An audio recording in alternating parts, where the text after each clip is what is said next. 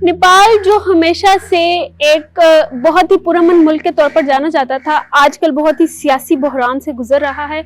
और ये कोई एक आज का वाक़या नहीं है, बल्कि इसमें ये पिछले कुछ अरसे से ये एक तसलसल चल रहा है, जिसमें उनके जो पीएम हैं वो भी मुस्ताफ़ी हो गए हैं, साथ उनके 19 लोग हलाक हो गए हैं। और ये मामला क्या है, ये जनजी ने एक नया टेकअप किया है मामला। एसएम साहब, आप क्या कहते हैं इसके बारे में, क्या खबर है अंदर की? थैंक यू किरण। ये तो एक बहुत ही अहम मामला बन गया कि नेपाल जो कभी अहम खबरों में रहा ही नहीं, अचानक उधर इस लेवल पे आपने देखा है कि मुजाहरे हो रहे हैं। अब जेनजी वो लोग हैं जो 90 से आगे वो ऑनवर्ड पैदा हुए हैं, तो उन्होंने सोशल मीडिया के ऊपर बैन पे ये एहतजाज शुरू किया। बैठे बैठाए पता नहीं क्या हुआ हुकूमत को, तो उन्होंने कहा कि ये सोशल मीडिया की जितनी वो थी 26 के करीब ऐप्स, उनके ऊपर बैन कर दिया कि जी ये फेक न्यूज़ फैला रही हैं, बेहयाई फैला रही हैं, कल्चर के खिलाफ बातें, जितनी बातें हम इधर अपने बच्चों को कहते हैं या हुकूमत हमें कहती है, वही बातें उधर चल रही थी। तो उन्होंने बैठे बिठाए उन पे बैन कर दिया। वो जैन जी खड़ी हो गई, उन्होंने कहा कि जी हमारे पास और कोई प्लेटफॉर्म है नहीं कि जिसके ऊपर जैसे हम खुद को एक्सप्रेस कर सकें। वहाँ से जी पुरतशद्दुद मुजाहरे शुरू हो गए।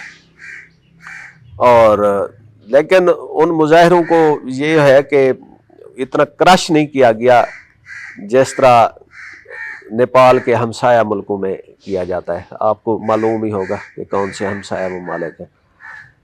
मुजाहरे हुए हैं और अब उनके जो काबीना है, प्राइम मिनिस्टर हैं, और वो मुस्तफ़ी हो गए हैं। तो अवाम ने अपना फैसला सुना दिया और हुकूमत ने उनका फैसला मान लिया। एहसन साहब, ये बताएं कि वज़ीर आज़म का इस्तीफ़ा आना कितना अनयूजुअल था, और इस सोशल मीडिया के मामले पर वज़ीर आज़म मुस्ताफ़ी होना ये कितनी कोई नॉर्मल बात है? आपने कभी देखा है पाकिस्तान में या इंडिया में कि मुजाहरे होते हैं और कोई हुकूमत कोई आदमी रिज़ाइन कर दे?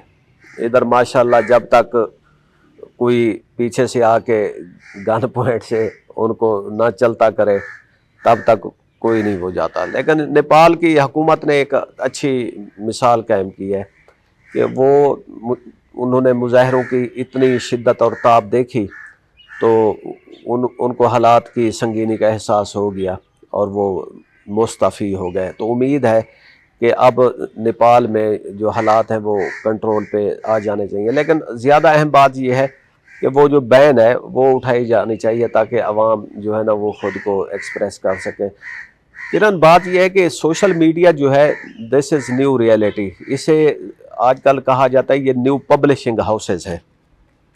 पहले पब्लिशिंग हाउसेज होते थे, बड़े बड़े मीडिया हाउसेज होते थे, पब्लिकेशन हाउसेज होते थे। अब सोशल मीडिया ने आके उनकी ये जो है हेजमनी तोड़ी है। यहाँ पे आपकी एक पोस्ट है, ये पूरी वर्ल्ड के लिए है, उसकी आउटरीच पूरी दुनिया में हो सकती है, ये सेंसर से पाक है। खुद उसके लिए कोई एथिक्स और वो एथिकल जो रूल्स हैं वो अब डेवलप हो रहे हैं, या कुछ हैं किसी हद तक। वो जो मीडिया हाउसेज हैं, सोशल मीडिया हाउसेज, उन्होंने भी फ्रेम किए हुए हैं। लेकिन किसी हद तक जो सोसाइटी है वो उन रूल्स को रेगुलेट कर रही है। तो social media is new reality, इसको आप इग्नोर नहीं कर सकते। दूसरा, नेपाल की गवर्नमेंट जो है ना वो बहुत सादा थी। उन्होंने क्या किया कि सोशल मीडिया ऐप्स पे बैन कर दिया।